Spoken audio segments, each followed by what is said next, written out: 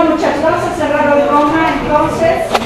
Y me encontré este video por ahí del martes, lo busqué por toda la ciudad y lo encontré, y entonces lo tuvo que bajar mi sobrina, que es ella, de internet. Así que, a ver, si se puede, la tecnología, porque yo quería un disco, ¿no? Un VHS, pero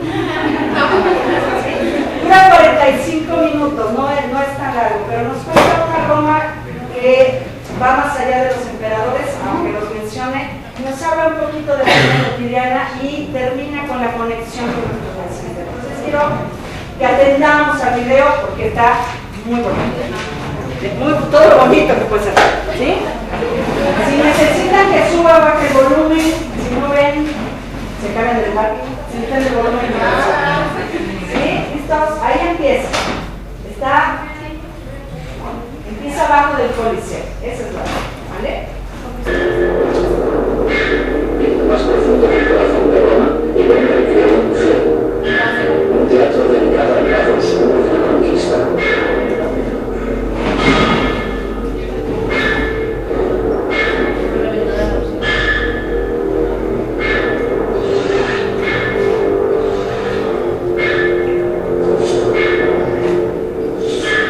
El vestuario, los actores y el atrecho eran verdaderos.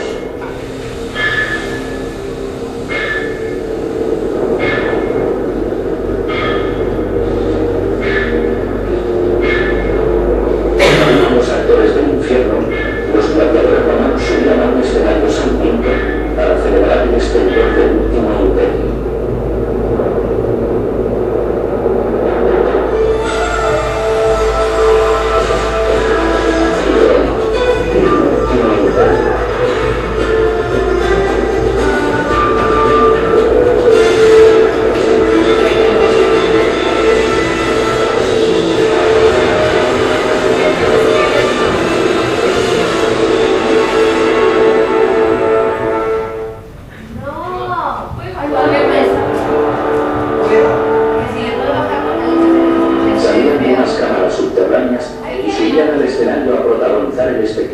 Más infame del mundo antiguo.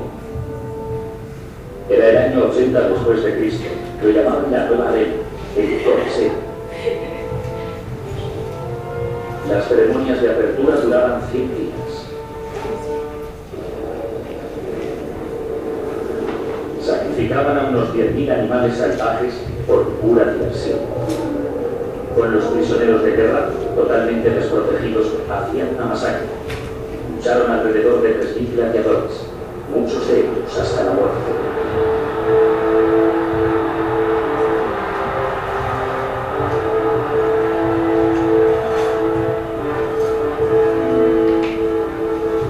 Desde lo alto de la planta 14, el Coliseo dominaba el horizonte romano que se dibujaba en el cielo.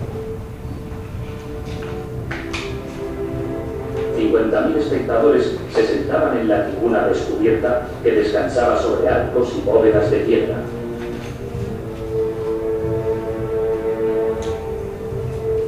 Ahora sabemos cómo se construyó el Coliseo.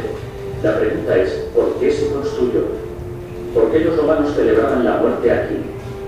¿Acaso una sociedad que había conquistado el mundo dio como producto una sociedad de asesinos a sangre fría? Keith Hopkins, de la Universidad de Cambridge, cree que el juego es una de las claves para entender el Imperio Romano. Los romanos conquistaron un imperio, abarcando de punta a punta la cuenca del Mediterráneo, lo que aproximadamente corresponde a una quinta parte de la población que habitaba allí en aquellos tiempos. Uno no puede llegar a dominar un imperio tratando bien a sus sumisos.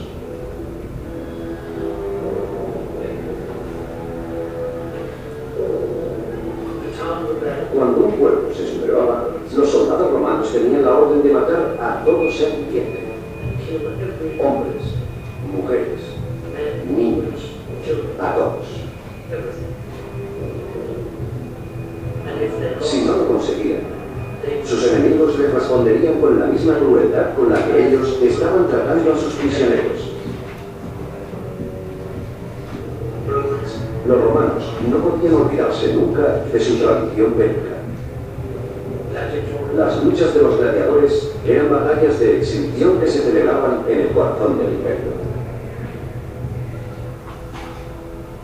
Los estudios de Hollywood, basándose en la información recogida por especialistas, reprodujeron estos espectáculos y juegos sangrientos que se mostraban en el Coliseo.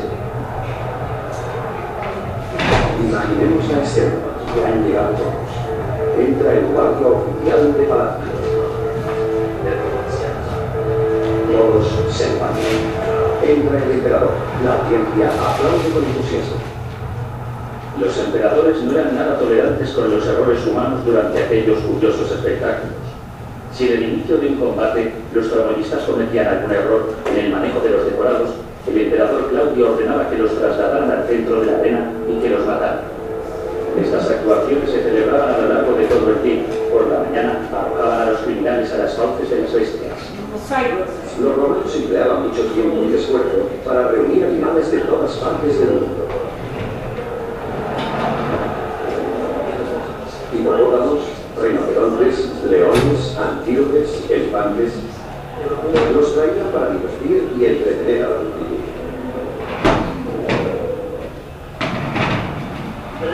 Y una vez que habían disfrutado con esto, en el punto más álgido del espectáculo, por la tarde, se sucedían las luchas entre gladiadores, lo que realmente la audiencia había venido a presenciar.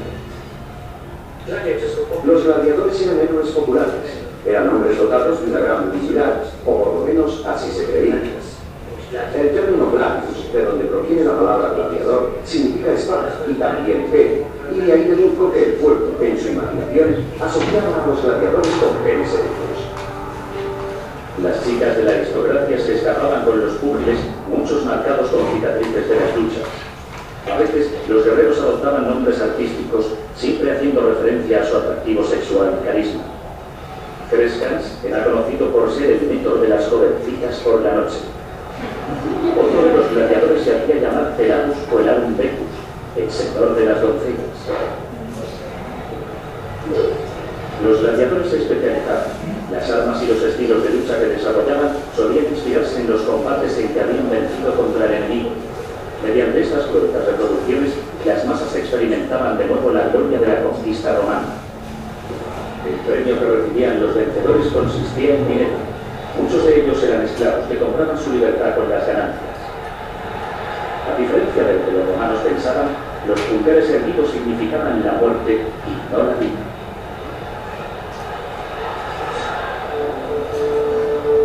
Un intelectual romano mostraba el mismo rechazo ante los juegos que ante los espectadores.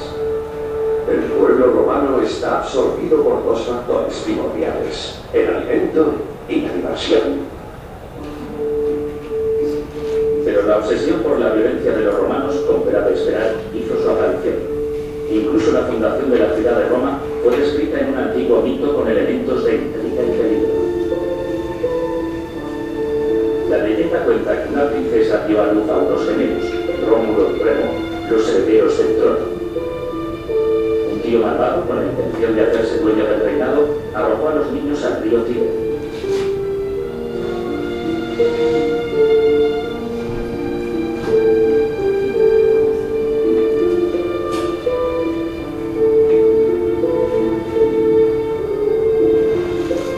El mito cuenta que los hermanos, que fueron salvados y alimentados por una roba maravillosa, fundaron la ciudad de Roma.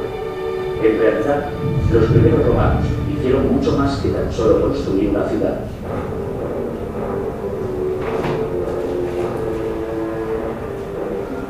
Cientos años antes del nacimiento de Cristo, ya dominaban Italia. La máquina romana de guerra destruyó el imperio de Cartago, conquistando amplios territorios en el norte de África y en España. Grecia y Asia Menor cayeron más tarde. Hacia el año 45 a.C., los ejércitos de Julio César habían invadido Egipto, habían derrotado a los galos de la Francia moderna y cruzado el Canal Inglés. Desde Gran Bretaña hasta el cercano oeste, un imperio de 5 millones de kilómetros cuadrados se inclinaba ante Roma.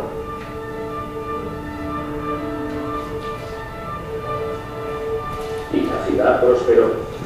1 millón de personas atestaba su entresijo de callejuelas y sus anchas avenidas. Por las plazas de la ciudad podían oírse una docena de lenguas diferentes, al igual que ocurre hoy en día.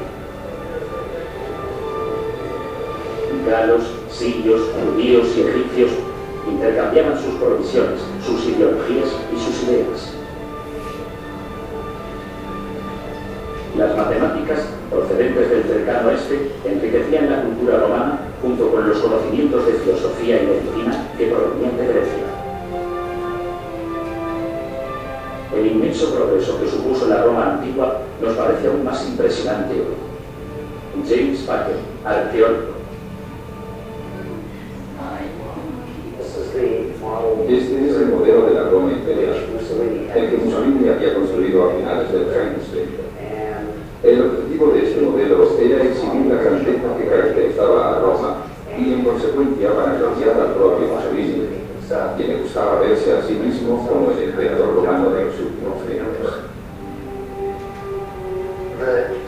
Como podéis observar a mis espaldas, la ciudad está llena de edificios enormes, y parte del propósito de estos edificios públicos era asegurarse de que a la gente del pueblo también se le brindaba la oportunidad de participar de la grandeza del imperio.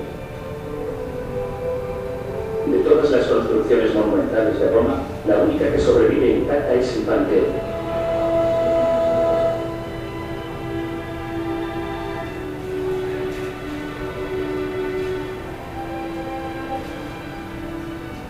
Su inmensa cúpula abovedada, de 42 metros de ancho, es el techo curvado más grande de la antigüedad. En su cúspide se abre un ojo que apunta al cielo.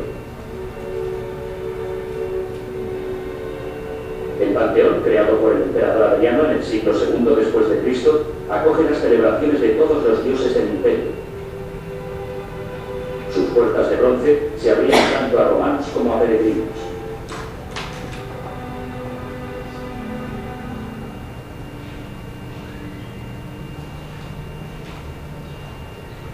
En el antiguo puerto de Ostia, los edificios de 6 plantas eran lugares habituales. Los romanos vivían en estos edificios segregados por clases. Cuanto menores eran sus ingresos, más alto era el piso donde vivían. La mayoría de las familias dormían en apartamentos de 1 o 2 habitaciones, aunque los verdaderos romanos vivían en la calle. Tanto ricos como pobres se reunían en unos foros muy grandes y en los baños públicos. Y todos los ciudadanos eran acogidos con el mismo trato, por lo que se refería a las necesidades más elementales de la naturaleza. Uno podía entrar, sentarse y acomodarse libremente. Se hablaba sobre política con los amigos, y no era extraño encontrarse desde trabajadores de las tiendas locales. Se ve que son, ¿no? ¿Quién me preguntaba de las cloacas? Aquí abajito. Son baños. Y sale todo fuera de la ciudad. ¿Sí? Ahí se sentaban a platicar. Incluso hasta miembros de la más alta aristocracia. Todas estas gentes estaban aquí reunidas en esta sala, juntas, conviviendo en un lugar público y celebrando conjuntamente unos actos que los americanos modernos consideran de los más privados. Los monumentos públicos de Roma conferían una sensación de orden y de seguridad. Pero la obsesión por la conquista desviaba el poder hacia las manos de los militares de una manera desmesurada, y muy pronto la descarada ambición de un hombre alarmó a toda la república, sembrando el descontento.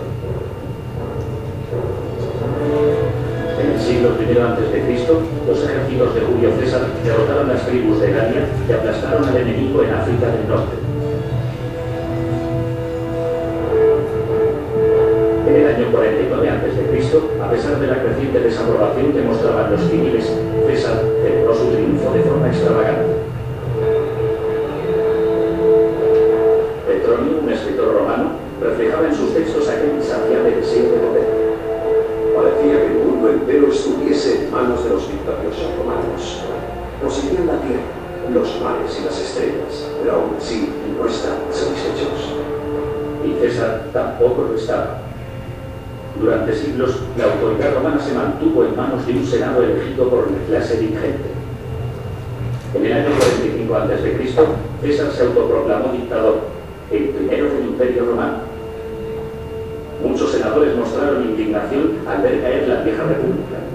Después, el 15 de marzo del año 44 a.C., el arrogante César fue llevado al foro.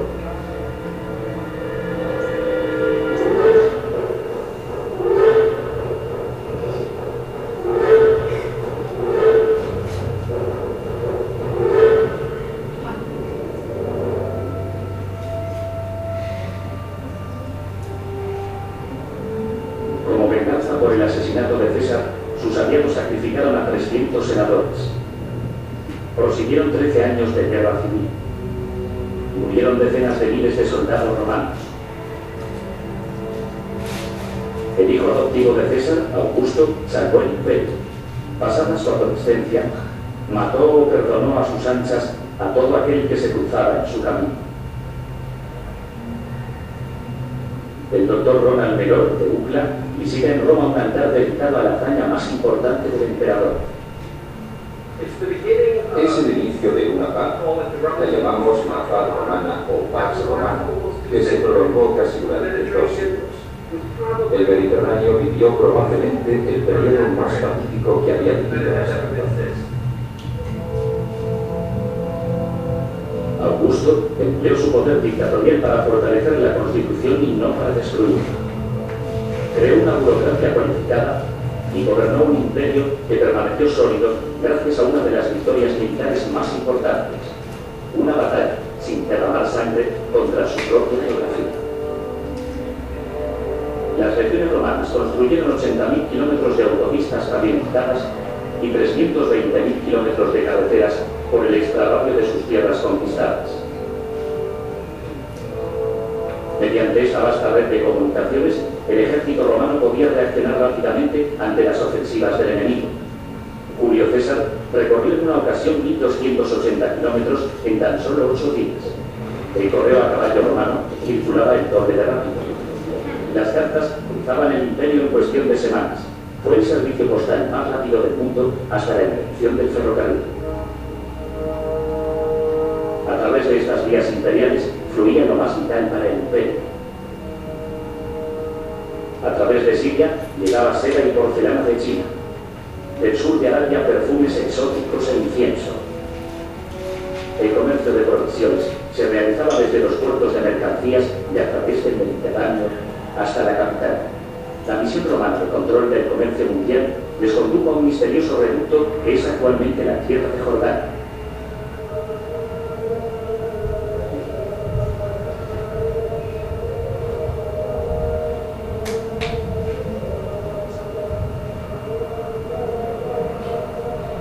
En el siglo II después de Cristo, el ejército romano cercó una ciudad que protegía el único paso existente que permitía cruzar las montañas de Jordania. Era la capital de unos habitantes llamados nabateos.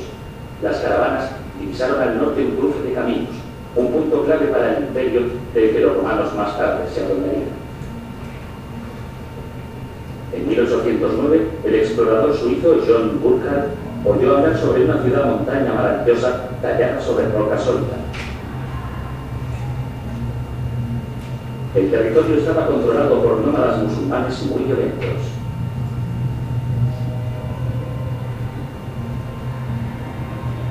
Burckhardt se hizo pasar por un peregrino religioso. Si se revelaba su auténtica identidad, lo matarían. Pero los nómadas lo condujeron a través de una garganta profunda hasta la remota ciudad de Petra. Fue en este lugar, 300 años antes de Cristo, donde prosperaron los nabateos.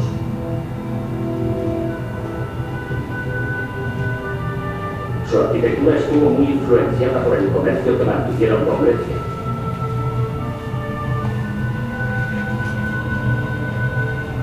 Pero Burckhardt y los exploradores posteriores encontraron pruebas de que también los romanos habían estado aquí. En el siglo I después de Cristo, los legionarios romanos construyeron esta carretera para abrirse el centro de la ciudad. ¿Por qué el ejército reconoció e incrementó el valor de Petra en lugar de limitarse a saquear sus tesoros? ¿Qué les llevó a perdonar a los nabateos? La respuesta reside en los entresijos de la política exterior romana.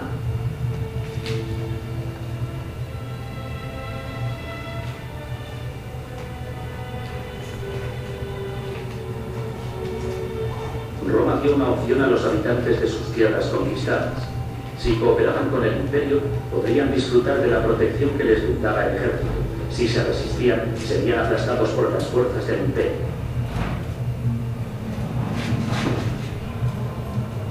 El doctor Pierre Vicay es el director de excavación en Petra de Acco, el Centro Americano de Investigación Oriental en Jordania. ¿Por qué los romanos vinieron aquí? A la élite romana le entusiasmaban los perfumes y productos varios como el incienso, que provenían de India y del Yemen. Estos artículos tenían que atravesar este punto geográfico para llegar a Roma. Petra era un punto de confluencia que controlaba una red de comercio gigante. Era el único acceso para penetrar en esta región. Los romanos se convirtieron en unos consumidores insaciables. Petra controlaba la circulación de estos artículos de lujo que venían del este. Los nabateos, inteligentemente, pasaron a ser una provincia romana. A cambio, se quedaron con parte del volumen comercial y continuaron prosperando. Pero entre los centros de comercio como Petra y de otros puertos de mercancía romanos del cercano oeste, se extendían vastas tierras baldías pobladas de bandidos nómadas. ¿Cómo impidieron los romanos que estos obstruyeran la circulación?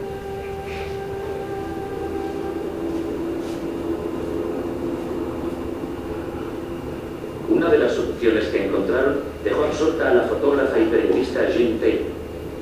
Respaldada por las fuerzas aéreas reales de Jordania mientras sobrevolaba el desierto, Taylor divisó una hilera de castillos o fuertes romanos. Uno de ellos, en particular, llamado Bashir, la dejó totalmente estupefacta. La primera vez que vi este castillo, el castillo Bashir, yo iba al camino de Petra. De hecho, yo no tenía la intención de tomar fotografías de este lugar. No había nada que ver en los alrededores. Solo me fijé en este punto negro que resultó ser un castillo. Nos acercamos y pudimos ver las torres de vigilancia. Vimos algunas que se estaban desmoronando. Pero la mayor parte del fuerte se hallaba en excelentes condiciones. Cuando ves una fortaleza de esta envergadura, te preguntas cómo se les ocurrió construir algo así en medio de la nada.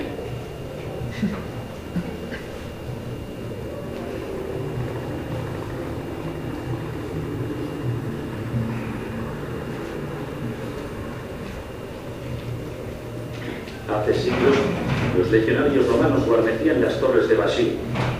Hoy, la policía del desierto de Jordania vigila desde su base estos antiguos fuertes. Jane Taylor Steve سليمان فيصل. ممكن احنا نشوف تطلع فوق نشوف. Para completar su investigación, Taylor regresa a Bashir con el arqueólogo Zbigniew Fiema, también del Centro de Investigación ACO. ¡Wow! Mira, fíjate en los alrededores. Los fuertes y las torres de vigilancia no solo servían para proteger las caravanas y el tráfico que circulaba por las carreteras principales, sino también para informar a las autoridades sobre cualquier enemigo que cruzaba desde el este y controlar el movimiento de la gente, concretamente los que atravesaban desde el este al oeste. Fíjate que las fortalezas pueden verse desde lejos, es decir, logran mantener una comunicación visual entre ellas. Allá a lo lejos hay un fuerte y allá está el nuevo, y es un poco más hacia allí al sur y hay otro. También hay un castillo ahí arriba. Como ves, todos los fuertes y torres de vigilancia pueden comunicarse entre ellos con bastante facilidad. Los romanos, al situar estos fuertes en línea recta y con una cómoda visibilidad, crearon un rápido e inteligente mecanismo de aviso. Al final del día, una caravana cansada que necesitaba descansar podía refugiarse en los patios del fuerte Bashir.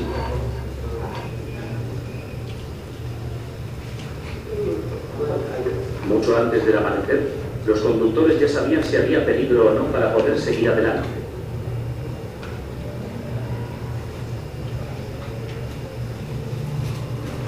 Por la noche, gracias a la comunicación por medio de antorchas y durante el día con señales de humo, los legionarios romanos en cuestión de minutos enviaban señales de alerta sobre los movimientos del enemigo a los fuertes que se hallaban a 30 kilómetros de distancia. La red del imperio estaba protegida. Desde Jordania hasta los bosques de Europa, la columna vertebral del magnífico imperio romano era el ejército. La vida del legionario era dura y peligrosa.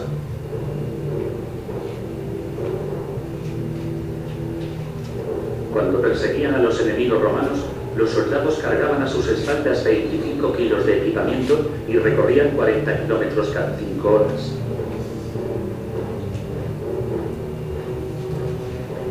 A pesar pesar de que se desplazaban a gran velocidad, el Imperio Romano era tan extenso que tardaban 5 meses en ir desde Petra hasta el reducto romano más lejano de las Islas Británicas.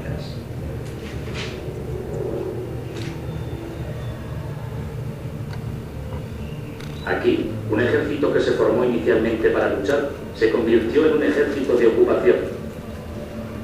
Según el doctor Robin Birley, nunca abandonaron el lugar. Siempre nos intrigó cómo llamaban los romanos a los nativos, y aquí lo tenemos, Brituncum, miserables británicos. El doctor Birley avanza con dificultad pero con valentía por el terreno de estiércol que llega hasta sus rodillas en busca de vestigios de tiempos romanos. Birley llega a casa y le ofrece unos regalos a su mujer y colaboradora, Patricia.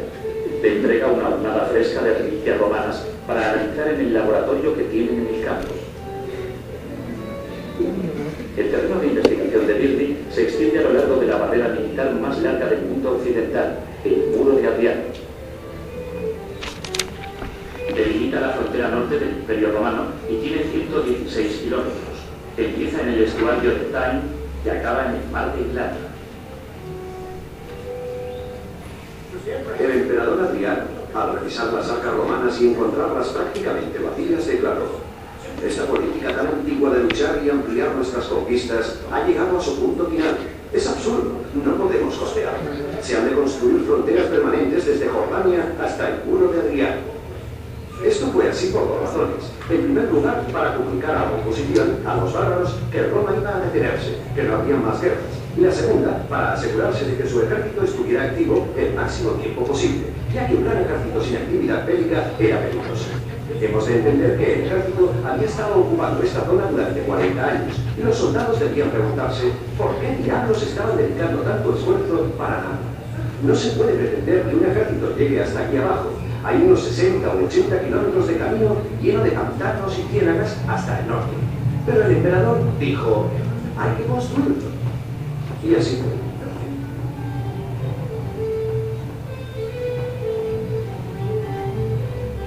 Después de una dura jornada, los hombres de Adriano regresaron a la línea de fuertes construidos cerca del muro.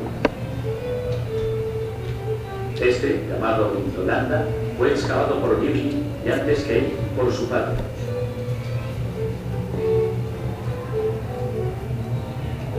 En 1973, mientras excavaba una sección nueva del fuerte, Birley hizo un increíble descubrimiento. La composición química de la turba mojada había conservado un vertedero romano de basuras. ¿Pero qué vertedero? Desenterrando cosas empezaron a salir botas, zapatos y otros artículos de piel. Los objetos de bronce brillaban como el oro. También había plumas de aves, insectos, en fin, allá dentro descubrí un mundo completamente nuevo. No tardaron en darse cuenta de que Indolanda era algo más que un fuerte. Era una comunidad en pleno florecimiento. Aquí vivieron unos soldados con sus mujeres e hijos. Y de vez en cuando te encuentras con un pequeño objeto que da sentido al resto, como este zapato de tela de rejilla, que usaban para trabajar. Pueden verse aquí los agujeros. Probablemente los llevaban con los calcetines de lana de colores vivos. Esto que hay en la suela son unos pequeños tacos para que el zapato dure más. Es un objeto fantástico, casi puedes sentir el pie del niño dentro del zapato. Mis Converse, ¿no? Este vertedero de basura de Birley estaba a punto de dar el paso más grande en la historia de la arqueología romana. Entre todo este material había mucha madera, y lo que nos llamó más la atención fue que encontramos un montón de virutas impregnadas de aceite. Cogí 2 de ellas, las separé cuidadosamente y descubrí una especie de jeroglíficos egipcios. Di media vuelta y le dije a uno de los excavadores: mira, ¿qué opinas de esto? Y dijo: Dios mío, si hay unos escritos. Yo nunca había visto una cosa igual, y me di cuenta de que nunca más volvería a vivir una experiencia como aquella. Una universidad local realizó unas muestras fotográficas de infrarrojo. Birley pudo comprobar que su vertedero de basura contenía un buzón entero de correspondencia. Los escritos grabados en las virutas de madera resultaron ser cartas antiguas escritas en latín. Esperábamos encontrar información referente al ejército, pero nos costaba mucho traducirlo. Finalmente lo conseguimos y su contenido decía básicamente: saludos, te mando un regalo. Es un paquete con calcetines, zapatos y subligario. No sabía lo que significaba subligario. Lo busqué en el diccionario y quiere decir ropa interior. Nos hemos pensado, ¿qué será eso?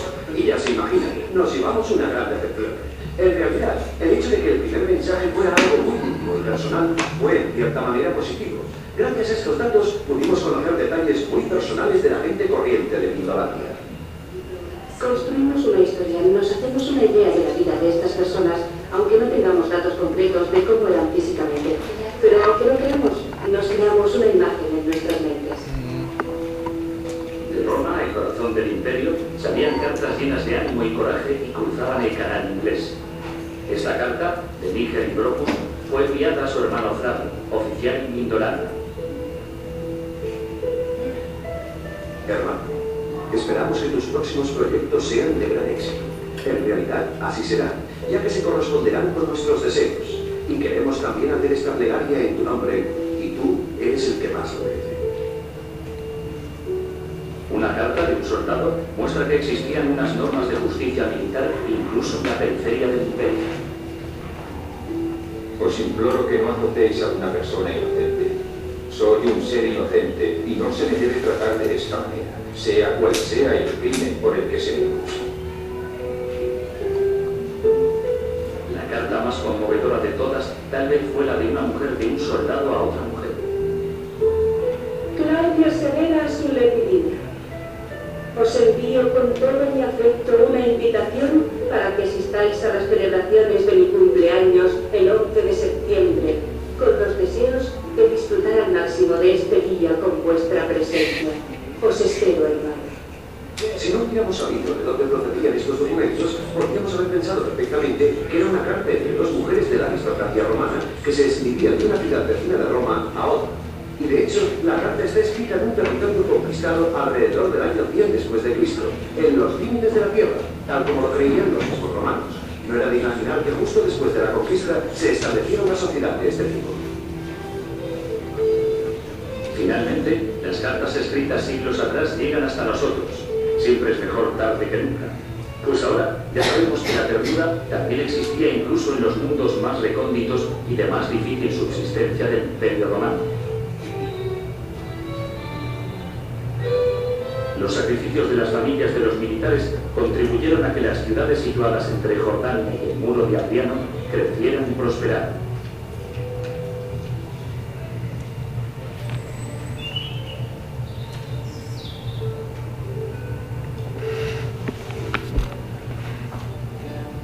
Por todo lo largo y ancho del Mediterráneo, los antiguos centros comerciales florecieron bajo el sol del imperio.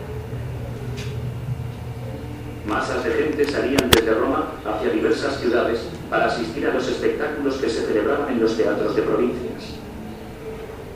Los comediantes parodiaban a los ricos y poderosos que viajaban para disfrutar de nuevas aventuras y después regresaban a la ciudad.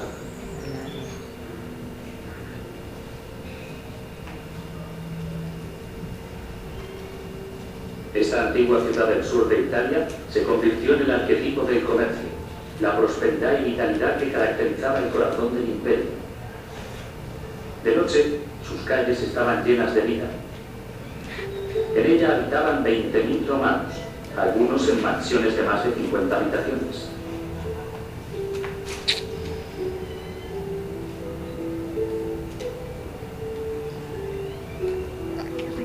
Durante el día, las casas de los comerciantes, habitadas por familias felices y fuera de todo peligro, estaban llenas de vida y movimiento, todos ellos siempre protegidos por el imperio más poderoso de la tierra.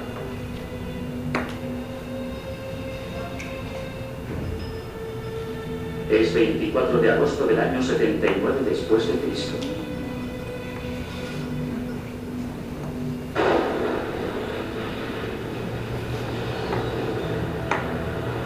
Un volcán expulsa masas de lava en dirección al cielo, recorriendo unos 27 kilómetros al doble de la velocidad del sonido. El asesino, el volcán Vesubio. La víctima, la ciudad de Pompeya.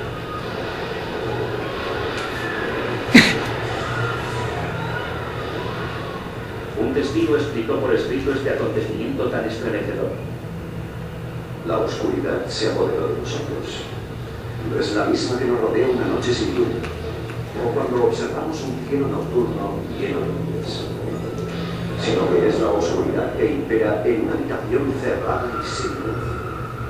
Se oían alaridos de mujeres, lloros de niños y gritos de hombres. Algunos buscaban a sus hijos, otros a sus padres, otros imploraban la muerte al no soportar más el miedo a morir. Otros muchos alzaban los brazos al cielo, rogando a los dioses. Pero la gran mayoría se imaginaba que ya no quedaban dioses por ningún sitio, que la última y eterna tensión se había apoderado.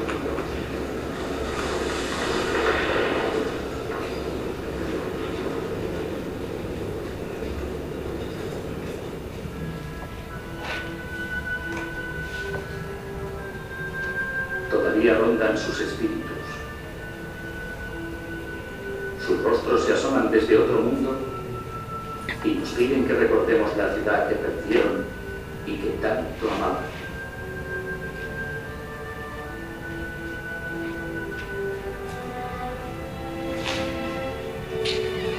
Paradójicamente, la cólera del Vesubio destruyó y a la vez conservó Pompeya. Durante el último siglo y medio, la manta de cenizas volcánicas se ha ido disipando. De nuevo, el sol mediterráneo calienta los tejados más elevados de Pompeya. En el interior de las mansiones de la muerte pueden oírse otra vez rumores de vida.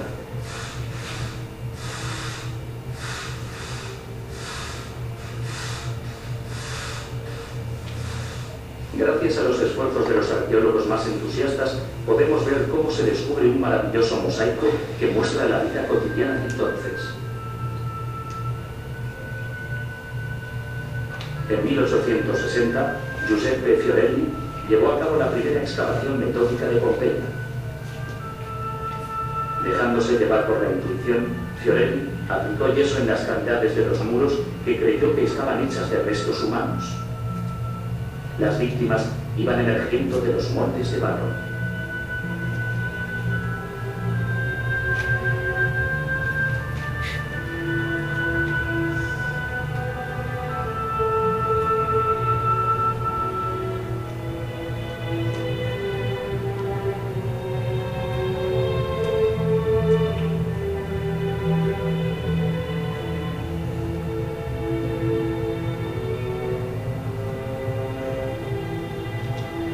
Intentando por última vez salvar a su familia, un hombre queda paralizado y muere.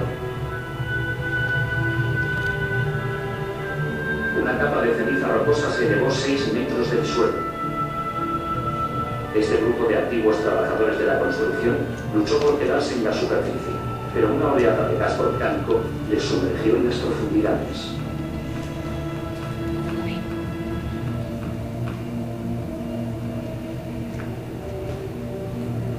El doctor Baldassare Conticello es el encargado del emplazamiento de Pompeya. La repentina muerte de esta ciudad ha otorgado una nueva dimensión a su misión como arqueólogo. Yo sentía tantas cosas y tan profundas por Pompeya que, después de trabajar 30 años como arqueólogo, cuando llegué aquí, pensé en volver a comenzar mi carrera. La vida se acabó en eso. Las gentes murieron en sus casas y estas están repletas de los objetos que se hallaban allí en aquellos precisos momentos. En resumen, estamos reviviendo aquellos momentos y lo vemos con nuestros propios ojos a medida que retiramos las imágenes. Esto es lo que yo denomino arqueología.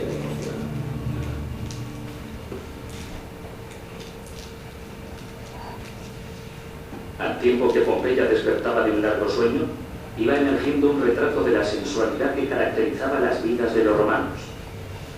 Unos frescos eróticos recuperados de entre las paredes de la ciudad. Faunos enloquecidos de amor surgían de las cenizas. y minerales por todas partes. Archimedes me ha dejado embarazada. Litus, eres un hombre mediocre. Oh, Chius, espero que tus pústulas ulcerosas se hagan de nuevo y hagan con más fervor que la Villae. Bajo un Vesubio en calma, Pompeya recogía los frutos de un imperio en expansión. Era una época en que las ciudades del Mediterráneo reproducían los esquemas del plan urbanístico de Roma. Desde sus templos, los sacerdotes daban gracias a Isis, una diosa que hicieron suya tras la conquista de Egipto. En los baños públicos se oyen los ecos de las conversaciones típicas de estos lugares. Los ricos curioseaban en los comercios, encontraban sedas chinas, incienso, perfumes de tetra y espléndidos despliegues de alimentos exóticos. Todo distribuido en las tiendas que abarrotaban una tras otra las calles de la ciudad. La doctora Jennifer Roberts ha venido desde la State University de Nueva York para estudiar el estilo de vida de los antiguos romanos. Como es evidente, la extensión del Imperio Romano contribuyó a que una gran variedad de alimentos estuviera al alcance de todos los romanos, que de lo contrario nunca hubieran tenido la oportunidad de probar. Llevaban cereces del Mar Negro, pimienta del lejano oeste, contaban con la mejor caballa procedente de Cartagena en España, ciudad de la que los romanos se apropiaron cuando arrebataron Cartago a Aníbal durante la guerra. Los romanos no solían comer mucho durante el día. Empezaban la jornada con un trozo de pan. A la hora de comer también comían pan, queso, aceitunas y ensaladas. Pero al acabar el día, las estrictas dietas de los adinerados se rompían radicalmente mientras ensanchaban sus cinturas.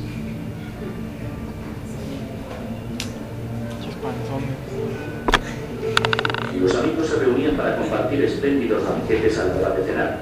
Rodeados de esclavos que les alimentaban y limpiaban el desorden, los romanos se hicieron famosos por sus banquetes desmedidos.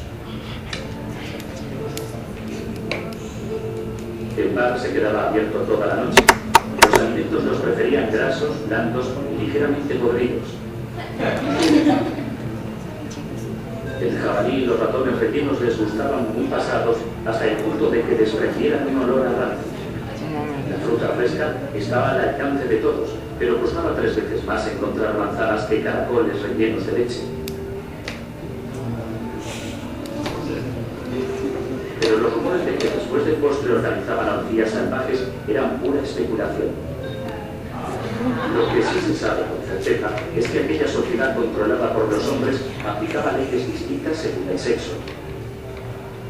Las mujeres que cometían adulterio se exiliaban, pero sus maridos tenían el permiso de visitar las casas de prostitución cuando lo deseaban.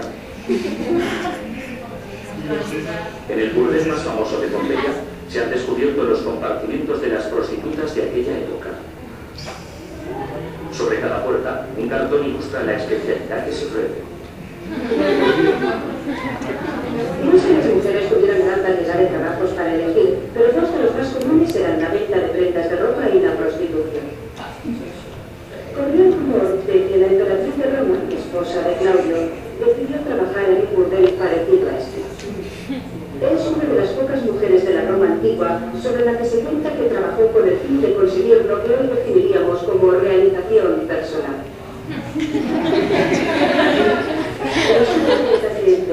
Se escapaba de los barrios imperiales y se dirigía a un burdel en donde tenía montado un compartimento en el que se leía el nombre de Iliquista, la niña lobo. Como le gustaba tanto su trabajo y el propietario del local solía despreciar a las chicas, cuando llegaba el final de la noche, ella prefería quedarse sola en el burdel, acompañada únicamente de sus penas más profundas.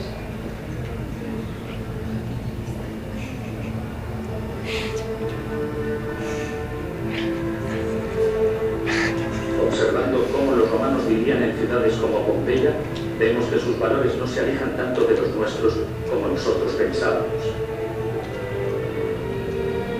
A los romanos les entusiasmaba la muerte y la violencia. Sus líderes tenían la capacidad de llevar a cabo actos grandiosos, pero no se caracterizaban por su infalibilidad. La vida cotidiana de los romanos se caracterizó tanto por las alegrías como por los apuros que tuvieron que atravesar. Cuando cayó la primera hora de ceniza sobre Pompeya, un romano sentenciado a morir escribió en los muros de su habitación: no hay nada en el mundo que sea imperecedero. A finales del siglo III después de Cristo, se podía decir lo mismo del Imperio Romano. La corrupción en las altas esferas y las catástrofes militares en el exterior iniciaron el deterioro de los cimientos de la sociedad romana. Los persas atravesaron las fronteras irrumpiendo en el imperio desde el este. Desde el norte avanzaban varias tribus germanas unidas dirigiéndose hacia el sur. A los germanos les presionaban los hunos, y estos se desplazaban a su vez presionados por tribus del centro de Asia.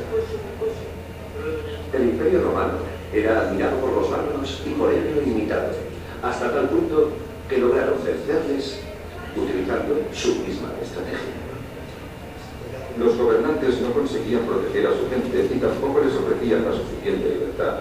Al estar constantemente inmiscuyéndose en sus vidas, lo que ocurrió simplemente es que fueron rechazados. Por lo tanto, aunque se diga a menudo que llegaron los bárbaros y se adueñaron del mundo romano, el hecho es que ellos no lo habrían podido hacer nunca si no hubieran sido recibidos con entusiasmo por los habitantes del oeste. Para algunos romanos, el final del Imperio de Occidente era una cuestión de tiempo. El gran teólogo Agustín lo expresó mejor. Si lo que Dios creó tiene que desvanecerse algún día, entonces no hay duda de que lo que creó Rómulo desaparecerá mucho antes. Pero el inevitable declive de Roma oscurece poco a poco los logros del imperio. La paz de Augusto reinó en todo el mundo occidental durante 200 años, consiguiendo un récord nunca superado. Incluso las lenguas que hablamos actualmente, su sonido y sus formas, se lo debemos a los romanos. El italiano, francés y español provienen del latín.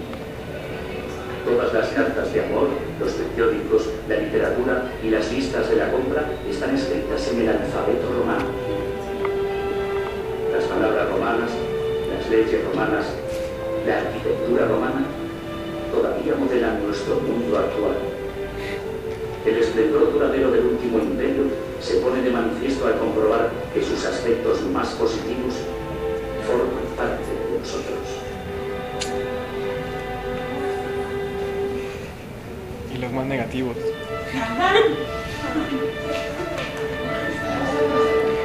Ya salgamos de Roma, no mames. ¿Puede prender la luz?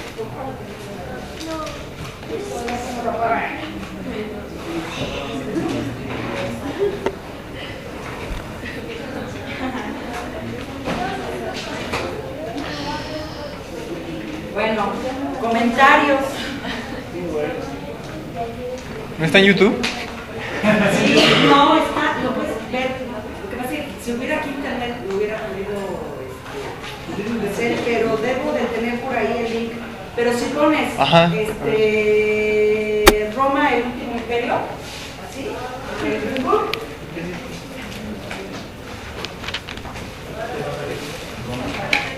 salen varias opciones, algunas las puedes descargar y ver ahí tranquilamente. Yo no sabía que esta estaba doblada en España, ¿verdad? Yo oí la doblada en español latino.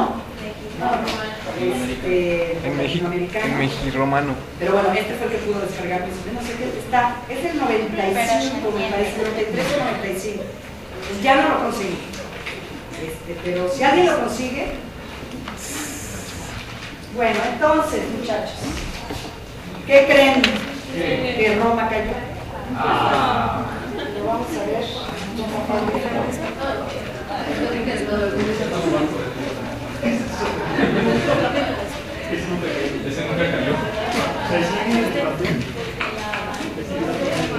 Pero bueno, es bonito, ¿no? Las cartas de amor, hasta los mensajitos.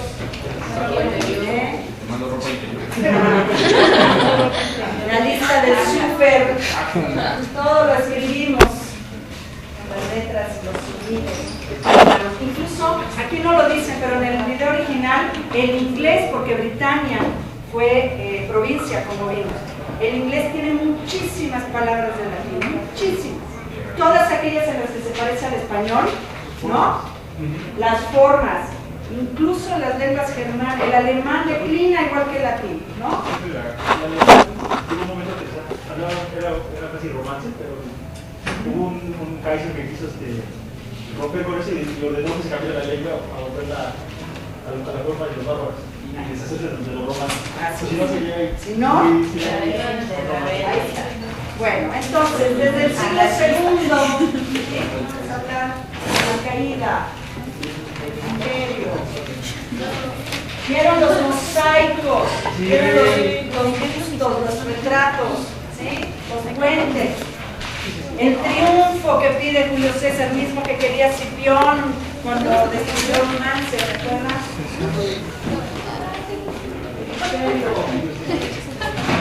El siglo II, entonces, ¿sí? Ya en este ínter, como vieron en el video, antes de Cristo, después de Cristo, ¿sí? Nació el Jesucito de mi vida, ¿sí? Se hace, no hay mención a eso, pero se hace cristiano el imperio, pero eso es lo mismo, ¿verdad?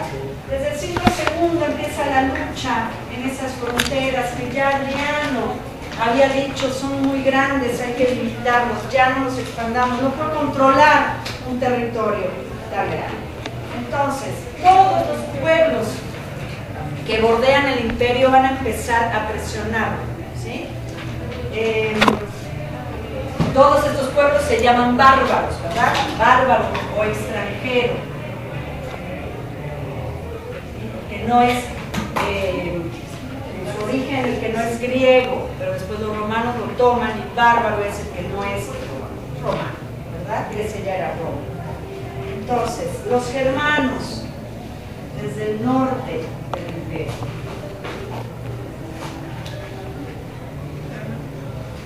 como no sé si alcanzaron a oír, ¿no?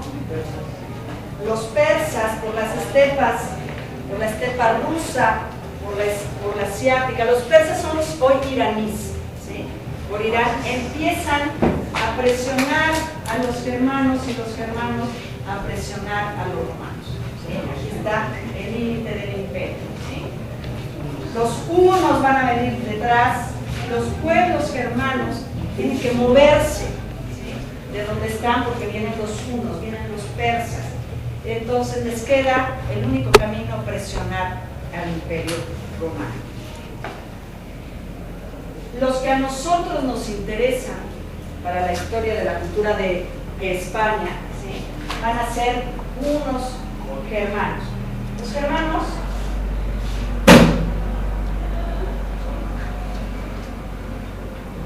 se dividen en dos grandes grupos: los teutones y los godos. ¿Sí?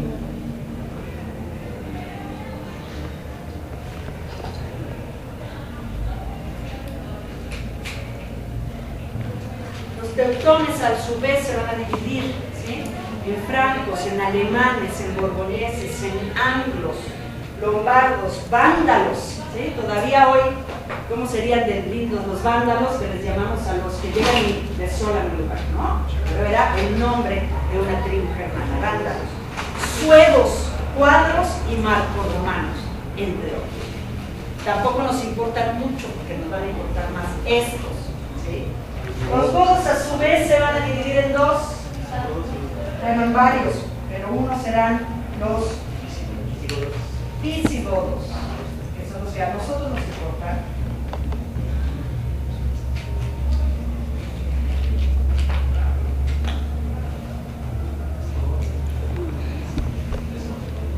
¿Qué serán?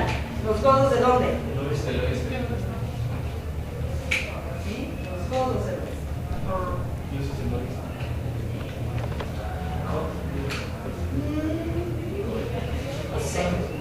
No sé. ¿Sí? Visigodos quiere decir que los godos estaban divididos entre los del este y los del oeste. Los del oeste entonces se llamarán Ostrogoten o Ostrogoten. Los godos del este.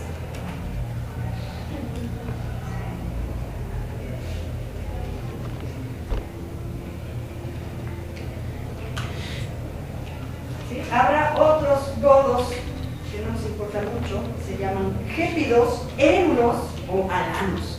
¿Sí? Bueno, entonces, estos germanos están empujando desde el siglo II, ¿verdad? Tribus bárbaras, extranjeras, con una organización tribal, ¿verdad? No vivían a la romana, no tenían legiones, era la gente que se juntaba y que agarraba palos, flechas y lo que le pudo robar a los romanos. ¿Sí? Las espadas y los líderes. Bueno, entonces, estos pueblos presionan a el imperio. Ya sabemos que para 313 Don Consta, ¿sí?, se hace cristiano, funda Constantinopla y pone ahí la capital del imperio, cambia la capital de Roma, ¿sí?, cambia la capital a Constantinopla. Sabemos perfectamente que en 325 celebra el concilio, ¿sí?, de Nicea.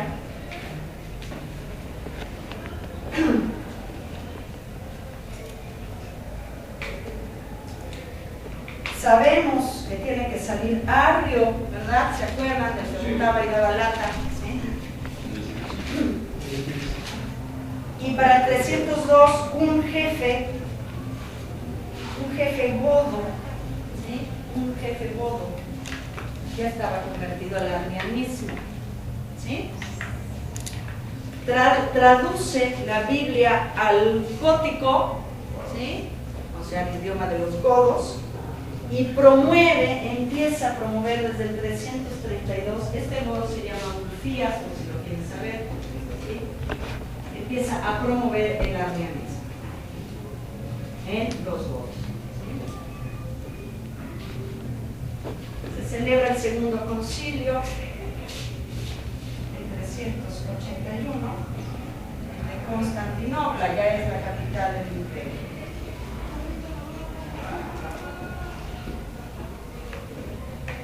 Al morir Constantino sube Teodosio, qué bonitos nombres, a partir de ahora vamos a ver nombres divinos. Teodosio hace unas alianzas con el jefe de los godos, que ahorita vamos con ellos, ¿no? Se empieza a saber que ya no puede contra estos godos, y entonces como buen político, ¿verdad? No me des mucha lata y yo no te doy mucha lata y yo te doy que te hace falta, ¿no? Mordidas para acá, mordidas para allá, no ha cambiado. Pero al morir Teodosio es algo muy importante lo que le va a pasar, que ya lo venía diciendo Adriano desde antes, es demasiado grande el imperio, ¿sí?, para que lo podamos controlar. Vamos a dividirlo, ¿sí? Entonces deciden dividir el imperio en dos. Teodosio entonces Teodosio tiene dos hijos, uno que se llama Arcadio, ¿sí?, y otro que se llama Honorio, ¿sí? Y entonces cuando muere Teodosio divide el imperio y Arcadio le va a dar el oriente del imperio, ¿sí?, cuya capital será Constantinopla, ¿sí? A Honorio le va a dar entonces el occidente del imperio y la capital vuelve a ser Roma. ¿Sí? ¿Vamos bien hasta ahí? ¿Sí? Dividen el imperio en dos, Constantinopla queda como capital de Oriente y Roma como capital de Occidente. De Roma para el occidente, es decir, la que nos importa, ¿verdad? Hispania queda, las provincias de Hispania quedan en esta división, ¿sí?, en la que tiene la capital de Roma. Se le va a llamar Imperio Romano de Oriente, Imperio Romano de Occidente, ¿sí? El Imperio Romano de Oriente tarda mucho en caer, se va a conservar muchísimos años, hasta el siglo XV, en 1453 cae este imperio porque llegan los turcos y dicen esto es todo. ¿Sí? Y hoy sigue siendo Turquía, Constantinopla, ¿verdad? ¿Sí? Ahora se llama Estambul, ya no se llama Constantinopla, pero es ahí. ¿De acuerdo? Pero el pobre imperio romano de Oriente, ¿sí? Ese sí, de Occidente, ese sí cae muy pronto. ¿Alguien sabe qué es? En el siglo V, casi sí es, ¿sí? En 476. Cae. Y a ustedes les han enseñado que en el momento en que cae Roma, empieza la edad oscura y horrible que se llama Edad Media, ¿verdad? Y no nos volvemos a acordar de nada hasta que otra vez en Roma está pintando Miguel Ángel. Ya es el Renacimiento y ya somos muy felices. Bueno, pues nosotros no, nosotros nos vamos a detener y vamos a ver que no fue nada oscura esta edad, menos en Hispania. ¿Sí? Entonces, Roma cae en 476 y adiós Imperio Romano. Hispania se queda, ¿sí? ¿Dónde se queda? Sin ese poder estatal, ¿verdad? Ahora vámonos con los visigodos.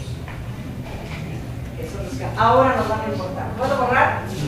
Ya nos queda clarísimo fechas que tienen que tener en la memoria. Roma cae en 476 en el siglo V. ¿Sí? No se preocupe. Obviamente, ¿sí? Después de Cristo, si no, no hay cristianismo. Si no están los romanos ahí. Si no van las cartas de los apóstoles por ese correo maravilloso. Carta de San Pablo a los Efesios. ¿Sí? Pues llegaba en 3 días, como vieron. Bueno, muy bien. Pues ahora sí, nos vamos a los godos, a los visigodos. Primero, se van a unir. Ya voy a hablar de estos, ¿eh? Los demás no nos importan los que llegan a España. ¿Sí? Los del S. Visigodo, ya nos escribimos. Se van a unir Atanarico. ¿Qué? Atanarico. ¿Sí? Es godo, ya que quieren, dejamos el latín precioso que hablan ustedes, ahora tenemos que hablar visigodo. Atanarico va a ser un líder que va a unir a todos los godos del, ¿qué les dije que era? Del oeste, ¿sí? Del occidente, y les van a decir, voy a ser el jefe, ¿quieren? No. Sí, Atanarico, eres muy viril. Atanarico une a todas esas tribus dispersas, ¿sí? Y es el que pacta con Honorio, ¿verdad? Vamos a poner aquí los visigodos aquí a los nombres. Entonces aquí está Honorio. Ok, pacto contigo, ¿sí? Pero ustedes saben que los visigodos no duran mucho en el poder, porque generalmente o se mueren o los matan, ¿sí? Son gente de batalla. Entonces enseguidita va a venir un señor que se llama Alarico. Nombre de visigodo. Alarico. Alarico se le ocurre invadir Roma. ¿Sí? Pero ¿cómo se le ocurre? Crea una estrategia con la cual penetra, ¿no?, toda la estructura de vigilancia. Llega, cuando se dan cuenta los romanos están, ¿sí?, con 3 o 4, saquea Roma, ¿sí?, se roba unas cuantas cosas y se va. ¿Sí? Si no, es decir, tiene la osadía de llegar, hagan de cuenta, a los pinos, ¿sí?, robarse los cubiertos de plata y las toallas de paz y salir con él, ¿sí?, y decir, entre a tu casa, ¿sí? Soy Alarico y entré a tu casa. Pero eso no fue lo peor. Entra 3 veces. Como Roma ya está completamente aniquilada, ¿sí? Va a entrar 3 veces, entra, se saquear por el gusto de entrar a saquear a Roma. ¿Sí? Pero ojo, porque aquí entran las mujeres a la historia. La tercera vez, ¿sí?, entra y se roba a una muchacha que se llama Gala Placidia, que es la hermana de Honor. Es decir, es hija, ¿sí?, de, ¿cómo se llama este hombre? De Teodosio, que ya había muerto, ya está gobernando Honor. Se secuestra la hermana. Ah, muy divertido. Esto fue tercera, ¿verdad? Tercera incursión, que si estoy hablando es del año 410, no ha acabado de caer, ¿no? Bueno, pues ya Alarico dura poco y va a subir el que tiene nombre de mango, Ataulfo. Se van a reír de los nombres, pero hoy hay muchos nombres gordos que ustedes piensan que son hasta bonitos. Ataulfo, entonces, ¿sí?, en el año 412 ya está mandando a los visigodos.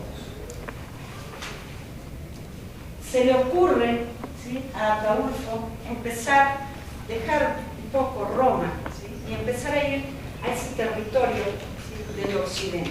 Y se va a instalar en lo que hoy es Francia, en la provincia de Galia. Entonces llega, se va a instalar casi todo el pueblo visigodo a Galia. Y es de aquí que se casa con la muchacha. Se casa, en lugar de devolverla, ¿sí?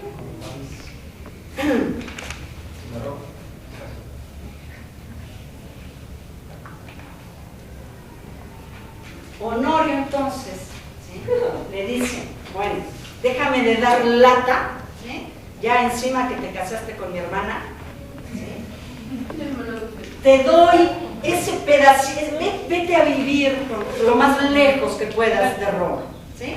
Y lo más lejos que puedas de Roma es España, ¿verdad? Entonces empiezan a entrar a España, ¿sí?, a la terra comenzada para 400. Siguiente capítulo, sube Valia, ¿sí? Valia, como buen político, ¿sí?, manda a sus emisarios a Honorio y le dice, vamos a pactar. No le conviene tampoco a los visigodos estar en guerra con lo que queda de las regiones. A las regiones no les queda tampoco mucho. Entonces empiezo a pactar como para defendernos mutuamente. Habían entrado a España, ¿sí?, antes unos de los teutones que se llaman los suevos y le caían gordísimos a los romanos. Entonces le dice Honorio, Valia querido, elimíname a los suevos, ¿sí?, y te dejo todo ese territorio para que vivan ustedes, ¿sí?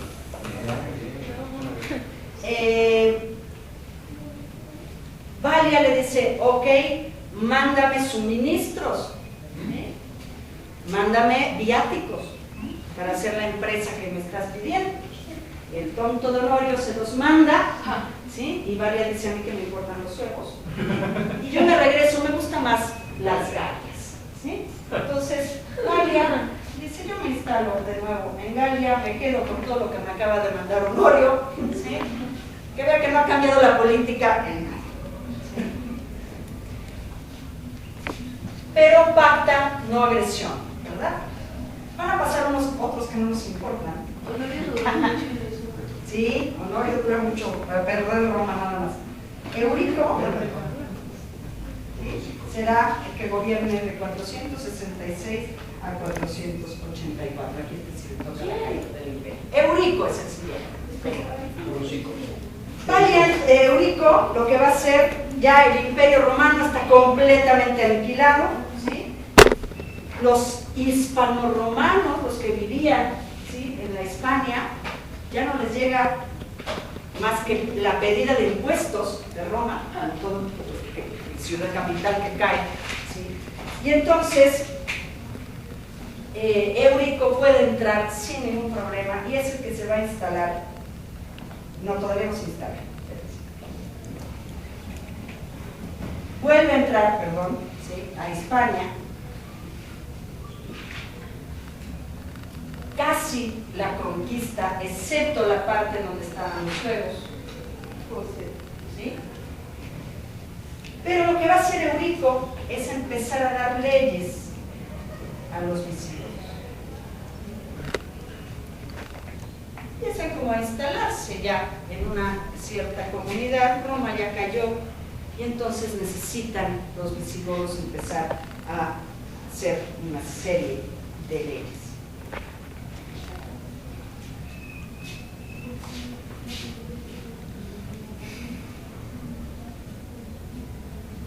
Poquitos años dura Eurico. Nos vamos a echar hoy a los godos, así que imagínense ustedes. Ahorita se nos da. Pero es que después de Roma, los godos realmente dan pena. Y los huevos. Teodorico, los huevos no los vamos a ver, vamos cuando nos terminan. Teodorico, toda esa letra que escribo, Teodorico, ya, aquí ya tiene nombre para mascotas, cuando digo para los hijos. Teodorico, ese sí, dice, vamos a empezar a reinar ahora sí en España, ¿sí? Y entonces traslada el reino a España, definitivamente ya se van de Galia y se instalan en la tierra de los Domingos, ¿sí? Vendrá después Alarico II. Pobre. Nunca faltan las familias que ponen al niño el peor nombre. Con Alarico II va a ser el periodo de toda la emigración. Van todos los godos, todos los visigodos entran a la península. Están los hispanorromanos, ¿Se acuerdan? Que ya no eran iberos, ahora son hispanos, hispanorromanos. Y los tres huevos que están ahí.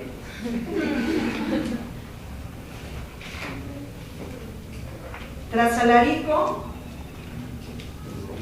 Leovigildo. Perdón, pero lo más importante de todo esto es que todos son arrianos, ¿verdad? Todos son arrianos. Leovigildo es arrianísimo, ¿sí? Leovigildo consolida el Estado, ¿sí? Consolida el Estado.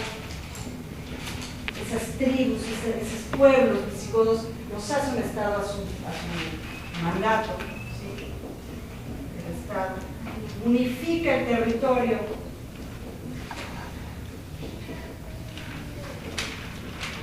porque, ¿se acuerdan de los huevos? Sí. Leovigildo se los echa, ¿sí? Los conquista, pues. O sea que todavía en ese tiempo siguen viviendo los huevos. Sí, pues los huevos siguen viviendo, pues se reproducen. Sí, es que yo pensé que ya los habían matado. No, en España, excepto los huevos. ¿Sí? Los huevos siguen viviendo ahí hasta que, ¿sí?, se acaban de eliminar, ¿sí?, a los huevos. No se limitan, no se eliminan, los conquistan. Pero yo ya estoy, ¿sí?, en el siglo VI. Sexto. 86. ¿Sí? Cayó Roma hace casi un siglo I. Leovigildito entonces nombra la capital, ¿sí?, de la España visigoda a Toledo, ¿sí? No existía esta capital hasta este momento. Toledo, capital de la España visigoda. Así se llama ahora ese territorio, que eran varias provincias, ahora se llama la España visigoda. Bueno, Leovigildo permite también que se casen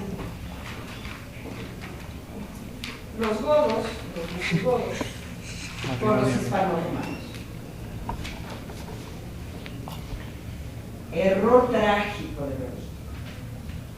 ¿Sí? Leovigildo tiene dos hijos.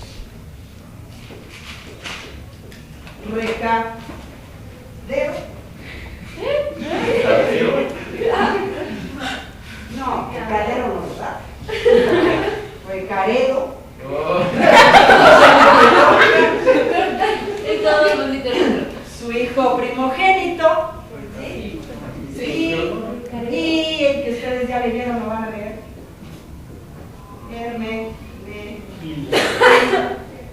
No. ¿Sí? Me voy a detener con estos porque tenemos que pensar por qué no somos arrianos en México, ¿verdad? Entonces tenemos que hacer el corte aquí. ¿Sí? Este es súper arriano. Su hijo es su hijo primogénito. ¿Sí? Arriano.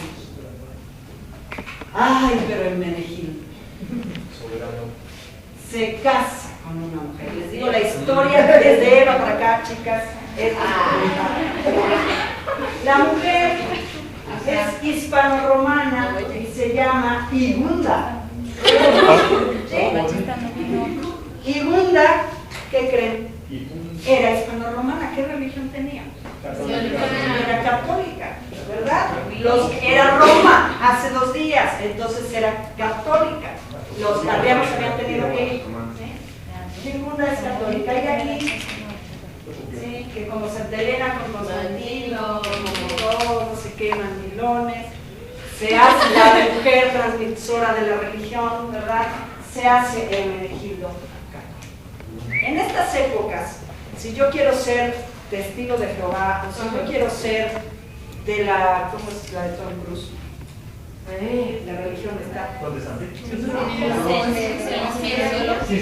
Cienciología, ¿verdad? Pues no pasa nada, sería políticamente incorrecto perseguirme, ¿verdad?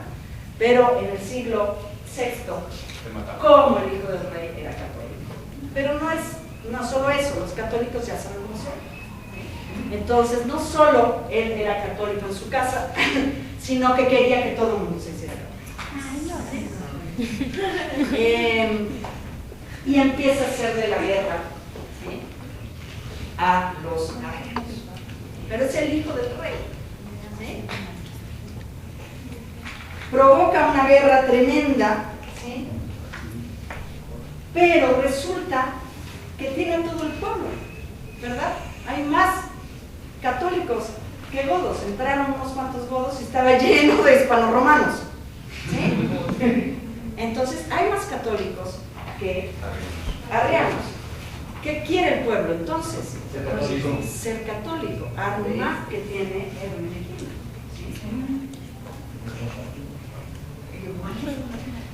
¿Sí? Entonces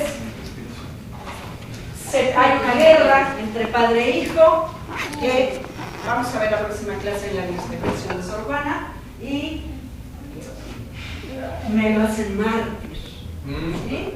Matan a Hermenegildo, ¿sí? A partir de entonces será San Hermenegildo, ¿sí? Ok. Recadero.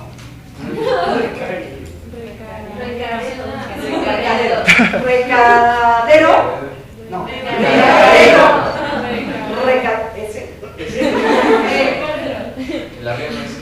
Cuando sube al trono, ¿sí?,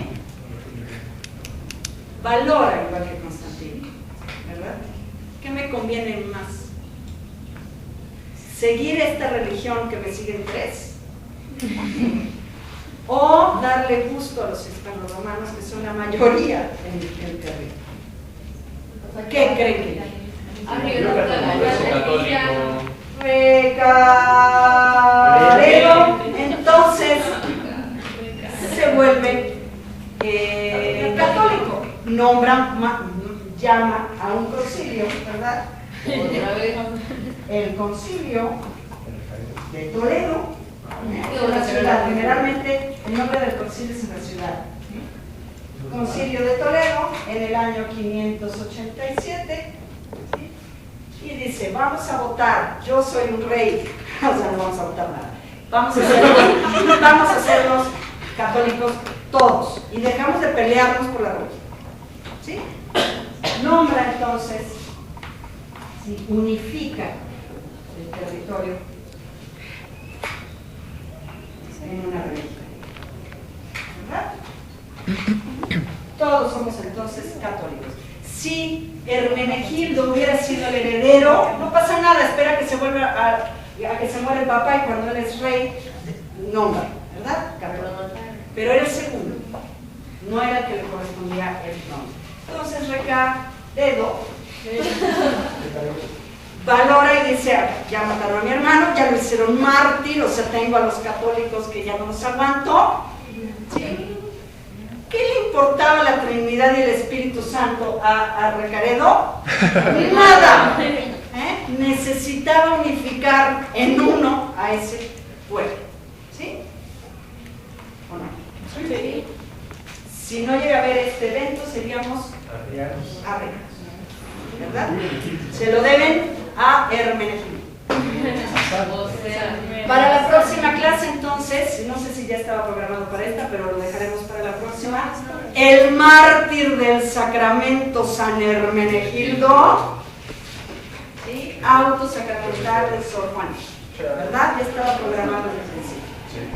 Vamos a ver la visión que tiene Sor Juana en el siglo XVII a finales sobre este hecho histórico. ¿De acuerdo? Entonces, léanselo. ¿Sí? A decir una vez entran con Sor Juana y ya nada les asusta a partir de entonces. ¿Sí? El auto, no lean la loa porque no van a entender nada. Si lo quieren leer, léanla, pero entren al auto sacramento. ¿Sí? El mártir del sacramento San Hermenegildo. ¿De acuerdo? Entonces, a partir de 589, todo el territorio de la Hispania romana, que ya eran cristianísimos, ya eran católicos romanos porque eran Roma, ¿sí? Vuelven a hacerlo a pesar de la invasión. ¿Sí? ¿Nos queda clarísimo? Sí. Ok. Antes de la pausa vamos a llegar al último régodo, que nos falta mucho. Es un panorama generalísimo. No me importa que se aprendan el nombre, son muy bonitos, ¿verdad? Pero tenemos que llegar a... Bueno, vendrán varios después del señor Recaredo. Pero vamos a llegar a uno que tiene un nombre precioso. ¿Qué es Rodrigo? No, más bonito. Recesvinto. Recesvinto. ¿Sí? Recesvinto. No son nombres. Lo que va a ser de importante, ¿sí?, para la España es que va a ser una ley, una legislación. Si ya el anterior que habíamos visto había hecho una legislación, este hombre, Recesvinto, se le ocurre, ¿sí?, hacer una ley que sigue la legislación visigótica, ¿sí?, la legislación adaptada a algo de la romana, junto con la canónica, y esta legislación, ¿sí?, va a ser un único código de derecho. ¿Sí? Eso es importante. No les dije, perdón, que Leovigildo, ¿no?, que consolida el Estado y todas estas cosas, es al que se le ocurre, ¿sí?, por ejemplo, la corona. Vamos a empezar con los reyes coronados.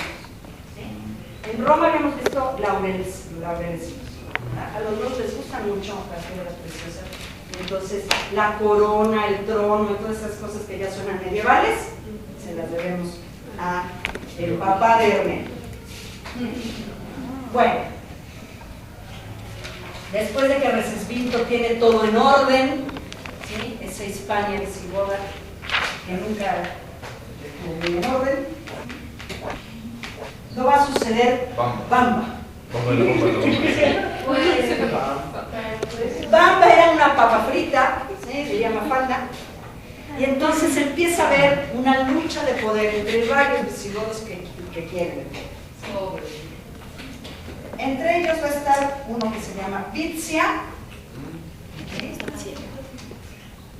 uno que se llama, fíjense qué nombre tan horrible, Rodrigo. ¿Por qué a Recesvinto les parece feo Rodrigo? No. Por el uso, ¿no? Por el uso, yo creo. Es igual de feo. Rodrigo. Sí. Ataulfo. ¿Tengo algún Rodrigo? Bueno, pues Rodrigo es el importante de la historia de la cultura en América, porque Rodrigo va a ganar, a subir al poder en el año 710. ¿Sí? Ya estoy en el siglo VIII y en 710 Rodrigo dice: soy el rey de la Hispania visigótica, háganse para allá, quiero mi palacio en Toledo, ¿verdad? Bueno, nada más que les voy a contar. En 711 invaden los musulmanes. Es decir, a nuestro super rey Rodrigo, y desde ahorita les digo que no me lo confundan con el Cid. ¿Sí? No es el Cid. El Cid va a intentar echar a los musulmanes. Rodrigo pierde la primera batalla y única. ¿Sí? Es otro, no es el Cid. Pero el Cid se llama por él. ¿Sí? Rodrigo entonces, un año va a durar en el mundo. La tradición popular le va a escribir muchos romances, porque después tiene que explicarse al español cómo es posible que en una batalla perdieron. Ya habían dicho, somos católicos, se están peleando católicos con arrianos y de pronto entra el Islam en una batalla. Entonces, bueno, es genial toda la leyenda que se hace al respecto. Yo no sé si tenemos lo mismo con Santana. ¿Cuál es la explicación por la que perdimos la mitad del territorio? La vendió. Pero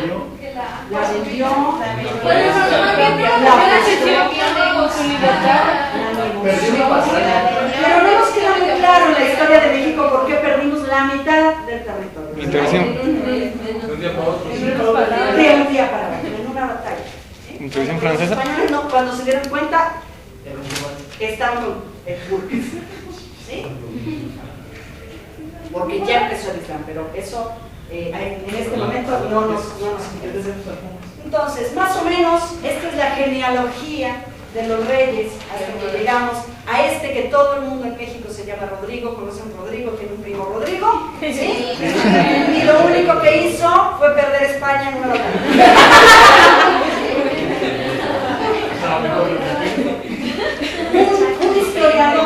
Un historiador descendiente de este señor, bueno, entre todo lo que criticaban al pobre de Rodrigo, ¿sí?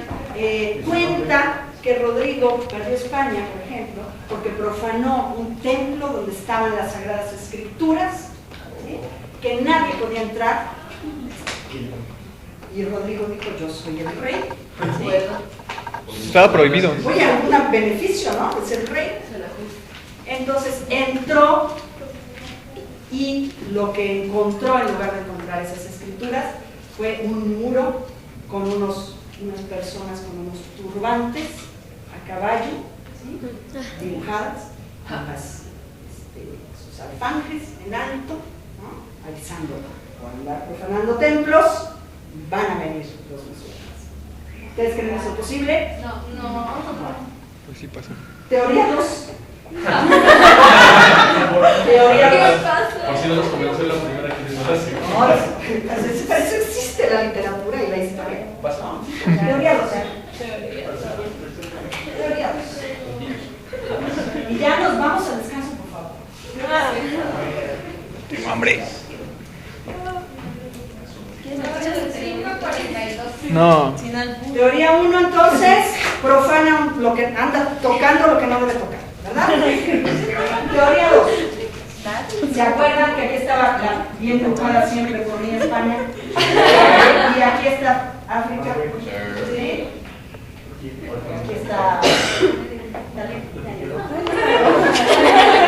Bueno, brinquito, ¿verdad? Pasaron elefantes, ya lo vimos. Brinquito. Aquí está Toledo.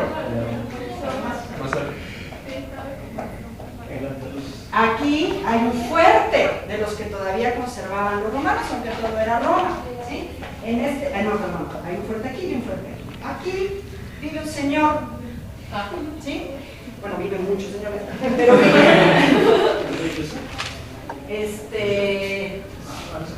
Está aquí un guardia, pues. Me acabas de ir, ¿cómo se llama? Ya me ven. No, esto es España, ¿eh? Esto es visigodo. Aquí está alguien defendiendo la puerta. ¿Sí? Julián. Don Julián.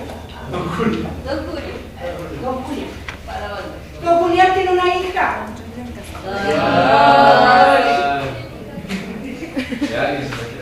Ay, mujeres. La hija, curiosamente, se llama La Cava. Nombre. ¿La cabra? La Cava. La Cava. Julián, como es un jerarca, ahorita vamos a ver toda la organización de los godos, como es un jerarca noble, ¿sí? Tiene a su hija estudiando o viviendo en Toledo, ¿verdad? En la capital. Pues está aquí que Rodriguito, ¿sí? Dice, me gusta la cava. ¿Sí? Me gusta la cava, y la cava le dice, ay, no, soy doncella. Y entonces, al mejor estilo de Zeus, Rodrigo la ganó. ¿Sí? Entonces, Rodriguito, fíjense lo que hizo en ese año que gobernó, echarse a la cava, ¿verdad? Rodrigo se acaba. Se entera don Julián. Y se acaba su vida. ¿Sí? Y por aquí miren quién venía. Los musulmanes. Y don Julián les dice, Pásale. ¿por qué? Entonces, uno, Rodrigo tocó lo que no debía. Dos, Rodrigo tocó lo que no debía.